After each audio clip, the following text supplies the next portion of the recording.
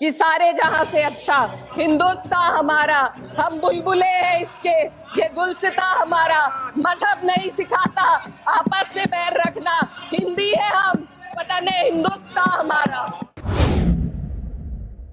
संसद के शीतकालीन सत्र के छठे दिन लोकसभा में वंदे मातरम के 150 साल पूरे होने पर कैराना से सपा सांसद इकरा हसन ने जोरदार भाषण दिया। उन्होंने बार बार इस बात को दोहराया कि वंदे मातरम को बुनियाद बनाकर राजनीति की जा रही है। इकरा हसन ने हम बुलबुले हैं इसके, ये हिंदुस्तान हमारा की पंक्तियां पढ़ी। इस पर सत्ता पक्ष के कुछ सांसदों ने टोका टोकी की और फिर संसद में हंगामा शुरू हो गया। इस बीच सपा सांसद प्रिया सरोज इकरा हसन के पीछे बैठकर उनका हौसला बढ़ाती हुई नजर आई। दरअसल सत्र के दौरान सपा सांसद इकरा हसन ने आरोप लगाया कि आदिवासियों को घरों से उजाड़ा जा रहा है, जबकि सत्ता पक्ष हर भारतीय और हर महिला के सम्मान की बात करता है। उन्होंने एनसीआरबी के आंकड़ों का हवाला देते हुए कहा कि देश में महिला अपराध लगातार बढ़ रहे हैं। उन्नाव कांड का जिक्र करते हुए इकरा ने कहा कि ऐसी घटनाएं वंदे मातरम की आत्मा पर चोट पहुंचाती है। इकरा हसन ने आगे कहा कि हम जिन्ना के प्रस्ताव को ठुकराकर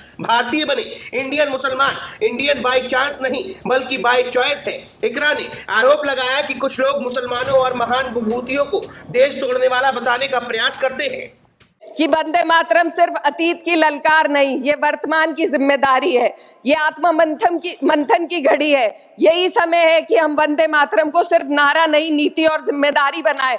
और अपने जज्बात को मैं आलमा इकबाल साहब के तराना हिंद के साथ इस सदन में रखना चाहती हूँ कि सारे जहां से अच्छा हिंदुस्तान हमारा, हम बुलबुले हैं इसके, ये गुलसिता हमारा, मजहब नहीं सिखाता आपस में बैर रखना, हिंदी है हम, वतन है हिंदुस्तान हमारा। तो वहीं इस पर रक्षा मंत्री राजनाथ सिंह ने कहा कि वंदे मातरम मनाने का उत्सव केवल प्रतीकात्मक नहीं होगा, ये दिखावे के लिए नहीं है, ये वंदे मातरम को वो सम्मान दिलाने का संकल्प है जिसका वो वास्तव में हकदार है।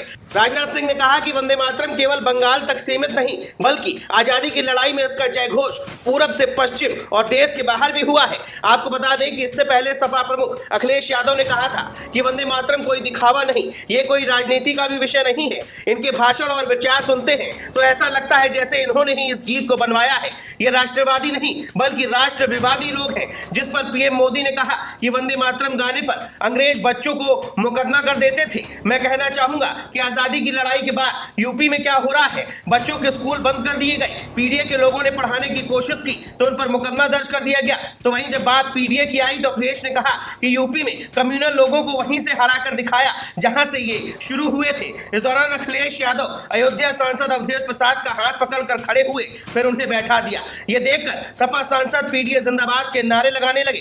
तो वहीं अयोध्या सांसद ने कहा कि पीएम नरेंद्र मोदी श्री राम मंदिर पर ध्वज फहराने गए थे लेकिन मुझे कोई निमंत्रण नहीं दिया गया। अवधेश ने कहा कि वंदे मातरम पर चर्चा हो रही है लेकिन बेरोजगारों के हाथ में नौकरी भी नहीं है। आज जाति और मजहब के नाम पर भेदभाव किया जा रहा है। हमें संकल्प लेना चाहिए कि समाज ऐसा हो जिसमें सभी को सम्मान मिले और किसी के साथ कोई भेदभाव ना किया जाए। Bureau report, the leader Hindi.